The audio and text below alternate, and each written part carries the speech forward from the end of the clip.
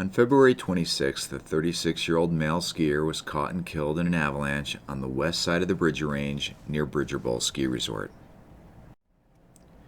He was traveling solo and gained the Bridger Ridge via the boot pack above the Schlossman's Lift and exited the ski area somewhere to the west into Truman Gulch.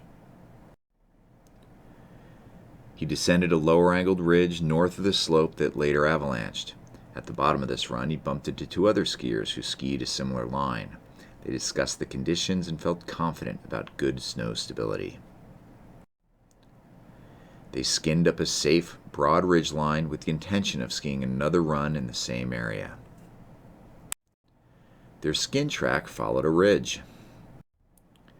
During their ascent, the solo skier moved faster and remained on his own, separate from the other two.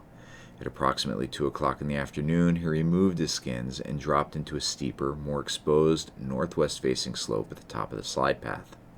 The other two had stopped below to grab a bite to eat.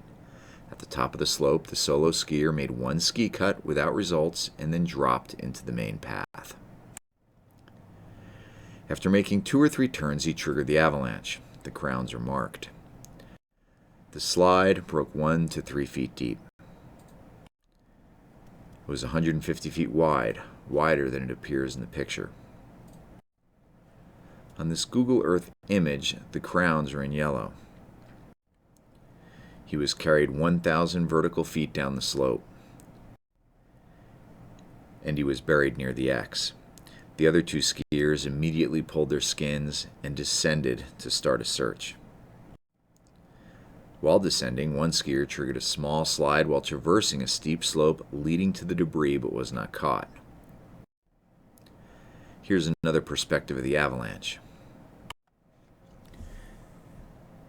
Crowns are marked, and the X marks his approximate burial. Once they got onto the debris, the skiers did a transceiver search. They picked up a signal and soon found his hand sticking out of the snow. They quickly dug him up and began CPR. There was obvious trauma to the head, which made CPR difficult. Around 2:15, the skiers called Bridger Bowl Ski Patrol to report the accident. After 10 to 15 minutes of CPR, the skiers felt uncomfortable in the slide path and moved him to a safer location. They continued CPR for 45 minutes and then stopped on the advice of communications with medical personnel. Efforts to revive him were unsuccessful. There were a few factors contributing to the unstable conditions. A month prior, on January 23rd or 24th, this very slope avalanched naturally during a big avalanche cycle. This likely created a shallow snowpack that became weak and faceted during very cold temperatures the first 2 weeks of February.